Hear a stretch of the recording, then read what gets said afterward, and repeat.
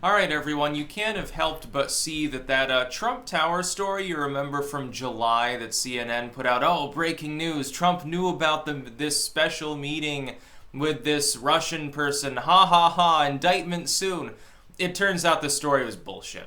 I'm not surprised at all. It looks like Cohen's lawyer and probably Cohen himself, they're both. I'm going to speculate that there's still some ties or loyalty to Trump here because it looks like Cohen has been having his lawyer screw the lamestream media for some cheap laughs. And it's effective because what happens, CNN runs this bullshit story in which they used an anonymous source. Probably because Lanny Davis didn't want to be named within the article. The problem being, of course, what he was claiming apparently wasn't actually true. Now, this is a really weird situation, and I'm not sure exactly how to read it because I'm thinking this is also technically semi-separate from him not that many days ago, actually. Like literally right in the wake of Cohen cutting a plea deal saying, oh, well, he has some dirt that might be of interest to Mueller. And the whole media jumped on it, and they were having a free-for-all. Oh, indictment soon. Trump is done for this time. Trump, 2 scoops and 2 small hands. And then and then he backtracks like 2 days later. He's like, well, no, that's not exactly what I meant. No, he doesn't really have anything of interest to Mueller. I was just sort of talking out my ass. I guess I do that a lot. I'm thinking that Lanny Davis might be helping Trump. What I'm thinking is that Cohen did not flip because there's nothing to flip on. I don't think that Trump did anything wrong. See, if you analyze these things as 99% of the corporate media does, you analyze it from the perspective that Trump is guilty and that you're simply looking for ways in which to prove that or give evidence that he's guilty. If, though, you assume that Trump didn't know about the meeting, didn't collude with Russians, has done nothing particularly wrong, and that he's simply a normal politician, which means that a lot of the people around him are crooked, like Manafort or Cohen or whatever, and have broken the law, that's unfortunately normal for D.C., and that it's just because of a lengthy, overexpansive, potentially illegal investigation on, sorry for the pun, trumped-up lies that came from MI6, through the CIA, through to a bunch of FBI agents that weren't following their own systems, through a rubber stamp FISA court, and then Rosenstein who rubber stamped it and gave Mueller expansive power. If you assume Trump didn't actually do anything wrong and that this is like a series of unfortunate events style sort of bullshit, then you can analyze things differently and say, aha, it makes perfect sense that this is happening. There is no dirt on Trump. Which means that Cohen's lawyer said that for a reason. I think it's because that they're still on Trump's side. They're playing a role.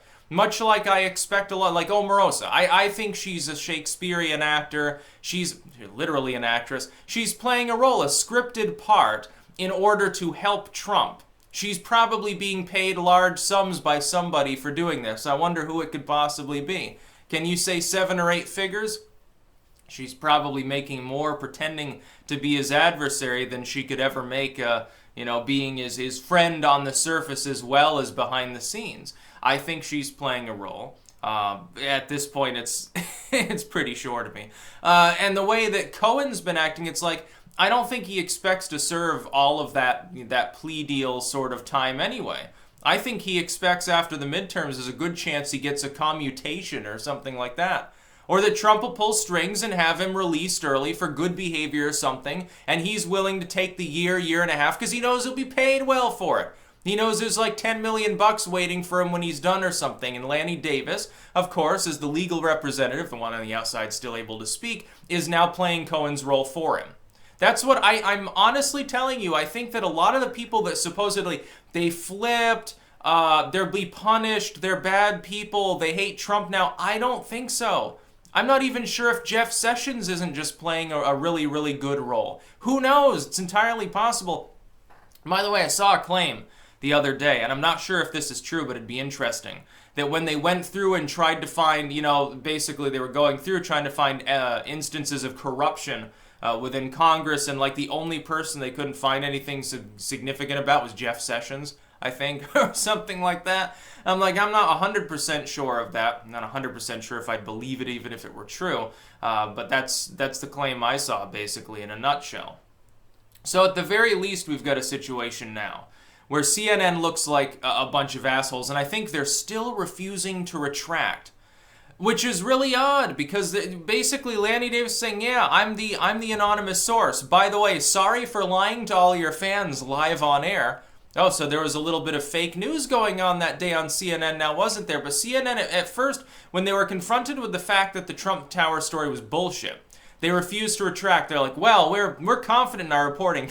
That's because of Lanny Davis being the anonymous source. I think they assumed that he was telling them the truth, and so even though they got evidence to the contrary, they're like, well, no, we still believe him. We still believe this anonymous source that didn't want to be named for, obvious reasons. Now he's coming out literally apologizing for lying to people, and I believe also separately, and it was him.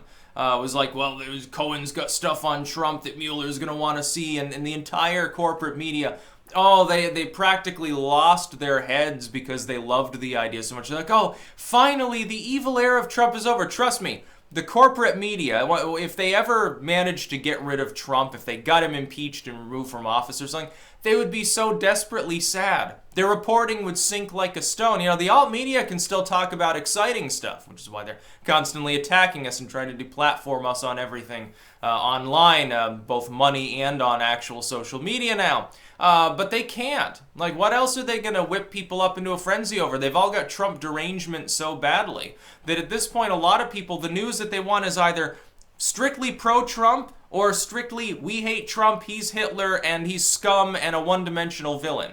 And they fall into one of those two camps, and it's actually funny for people like me that understand, yeah, Trump is doing well, but he also has his quirks, and I'm going to call him out anytime he does the Iran stuff or bombs a Syrian airbase. It's funny because you can never actually have a situation where anyone with a hardened political opinion there will always end up agreeing with you.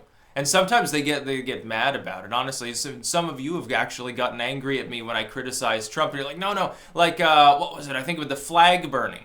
Now, yeah, it was obvious that he was mocking Hillary Clinton, but still, the very suggestion that you should illegalize that behavior has to be criticized. If you are a monarchist, if you are ideologically cohesive, and you're not simply a Trumpite, then you have to call that out, which I did, regardless of him obviously making light of the situation of Hillary Clinton having suggested the same thing as a little bit of bait for the Democrats. It's like a bunch of other things, like the big stick politics towards Iran. Yes, I'm going to criticize that. I don't want to go to war with Iran at all. I don't want to browbeat the Iranians. I really don't give a fuck what Iran does. Now they're saying something about controlling the Persian Gulf or some stupid shit claim that isn't even true. And it's like, okay, go ahead and pick a fight with Saudi Arabia. See what happens. Okay, they've got a lot more money than you do. It's as cut and dry as that. And a lot more allies, come to think of it. With Cohen, it's very, very funny because essentially CNN has been exposed as the lying asses that they are. Not that that doesn't happen all the time, but this one got front page news, including on CNN, and they still, as far as I know, haven't retracted it. So we can prove that the story is bullshit. No, Trump didn't have foreknowledge of the meeting. That claim is false. Your anonymous source has come out of anonymity to say, whoops, yeah, I lied about the whole fucking shit. And they still won't retract the story. They are that fucking stubborn. Yeah, there's a reason why CNN has suffered the biggest loss in ratings of any of the big cable groups. There's a reason for that. It's not just because they're boring and outdated tripe. It's not just because they still purposely are more boring as opposed to MSNBC that gets a little bit more hot under the collar, a little more vicious towards people on the so-called right. Whereas CNN sort of, they take a step back and just report whatever the CIA tells them to report through Anderson Cooper. Now, there are other reasons. This could be one of them. I wonder, we probably mine for some other reasons. Could it be the talentlessness of their nightly lineup? Yeah, probably. It's been pointed out, like InfoWars, or I think Paul Joseph Watson it was, and Mark Dyson, all these people, they pull in more people than CNN. But then I looked at that one report they had, I think it was a week ago, where they're like, oh, Ancient Aliens now pulling in more people than CNN in prime time. I'm not surprised. Ancient Aliens is more likely to tell you the truth on any given night. That's the whole point. That's about all. Peace out.